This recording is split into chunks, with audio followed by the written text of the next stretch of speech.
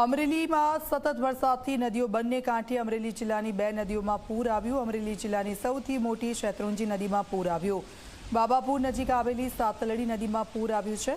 સતત વરસાદથી નદીઓમાં નવા નીરની આવક થઈ છે। અમરેલીમાં સતત વરસાદી માહોલ અને તેના કારણે આપ જુઓ વરસાદ સતત વરસી રહ્યો છે, તેના કારણે નદીઓ બંને કાંઠે વહી રહી છે। સતત વરસાદથી નદીઓમાં નવા નીરની આવક થઈ છે। અમરેલી જિલ્લામાં ગત મોડી રાત્રે ગ્રામ્ય વિસ્તારોમાં ધોધમાર વરસાદ આવતા નદીમાં પૂર આવ્યું છે। અમરેલી જિલ્લાની આ સૌથી મોટી નદી છે શેત્રુંજી નદી, તેમાં પૂર આવ્યું છે।